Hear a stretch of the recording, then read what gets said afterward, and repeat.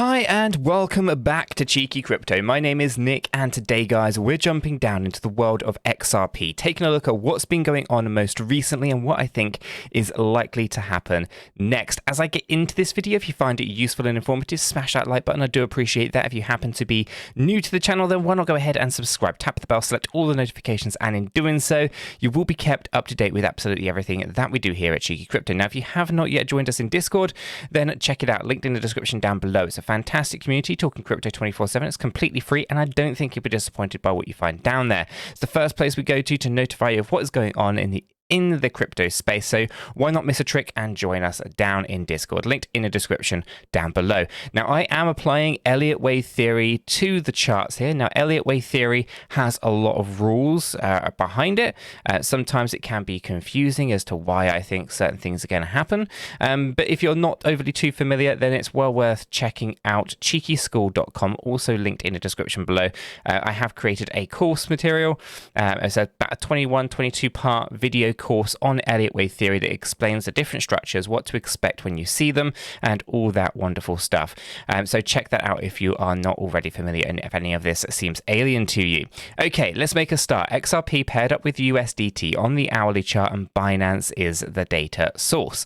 So I'm just going to zoom out just a fraction here, just so you can kind of see we've been mapping this this nice kind of bigger 5-wave structure to the downside. We have a 53535 completing down here, okay, at 33 cents. We're going up, and what we're doing is we're going to look for that typical wave 4 retracement to the upside. Okay, so we're going to throw in the peak of our wave 3 here. Okay, so we're going to measure this entire distance using the fibs, and we are looking at this area just here, which would be the 38.2% retracement. I've obviously drawn the fib the wrong way around, but you'll see that if I draw this the correct way around, i.e. from the top to the bottom, like so, this 38.2% is going to be our wave 4, and this kind of comes in at 35.53 cents. So that's going to be our typical area that we would expect this wave 4 to go into. Okay, so let's go ahead and take a look at the sub counting here, because obviously this move to the upside is quite interesting. So is this drop actually. This drop's very interesting too. I would say that it's possible that we've actually already kind of completed, just falling short by a fraction of a cent here.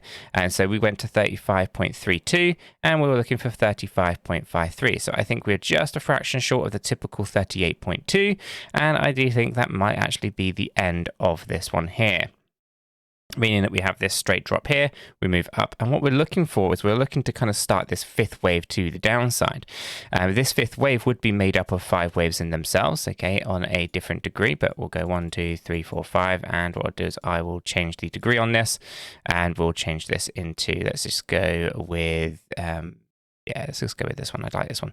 Okay, so that's kind of what we're looking for. So let's go ahead and take a look, right? So in this move to the upside here, so anything worth noting, it's not impulsive, it's just quite corrective. So nothing too much there, straight down, and then we have this overlapping corrective structure back up again. I would say that I think that we are likely to say that this here is done at 35.32. I don't think we need to worry about going up any higher, but if we do, typically it would only be a fraction higher at 35.53. Okay, so we kind of have that. Now obviously there's some basic rules when it comes to Elliott wave theory, and that will be that our invalidation line comes right in here, so we can't cross lower than higher than 37.33. Okay, so that's going to be our kind of limit on that. So yeah, keep an eye on that one. So we know how high we cannot go to create an invalidation on the 5th, and let's go ahead and measure, assuming that we are already complete on this 4th wave movement. Where does that 5th wave go? Well, we will be targeting out the 1.236 to the 1.618 just in here. Okay, and I will throw a target line just here at the 32.72. This will be my minimum expectation, and that is where I would be kind of aiming, but obviously we could come down as low as 31.95. Okay, so I will go ahead and remove the Fibonacci tool, we don't need that, and then we'll go ahead and pull this down. Now obviously, as I said, that's typically what we'd look for. However, it's probably worth noting a couple of additional things. So if I grab another Fibonacci retracement tool, we throw this on from this existing low here and this high here, what we're going to do is we're going to assume that we've already kind of pushed this as high as we're going to on this high at 35.2. Then basically the second that we cross our first threshold here at 32 0.72, or more specifically, as soon as we cross 32.64, then we are going to see ourselves in the third wave being complete. Okay, so I'm looking for something that will be like this: wave 1, wave 2, wave 3 being here, up into a wave 4, and then finally coming down again. Okay, so that's kind of what I'm looking for. We have our target set out here on that third wave at 32.64. My minimum expectation on this entire structure anyway is 32.72, so I probably wouldn't want to trade anything lower than that. If I was to short XRP, for example, I would be looking at probably shorting it from our existing price, coming down here, looking for that 6%, and don't worry about it terribly too much from there.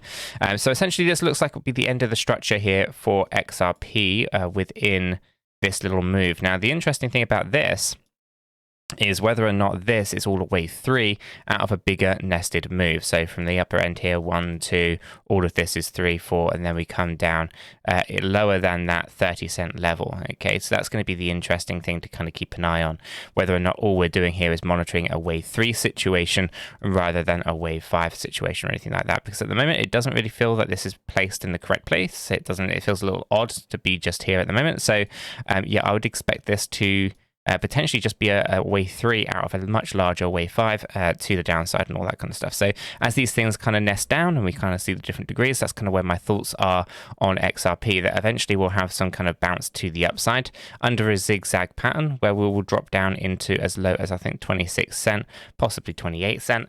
At some point in the future. I don't know how long that's going to take to play out, but for now, this area here seems to be the obvious area that we are going to see those kind of retracements to the upside. So we're going to bounce up like a relief rally, if you will.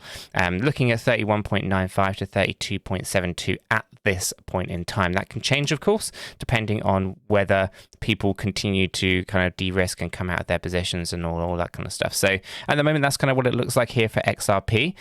So I will leave the video right there. If you found it useful, smash the like button. If you're new to the channel, then subscribe, tap the bell, select all the notifications. And doing so, you will be kept up to date with absolutely everything that we do here at Cheeky Crypto. And if you haven't yet joined us in Discord, guys, do give it a join. I don't think you'll regret it. Until the next one, have a fantastic day.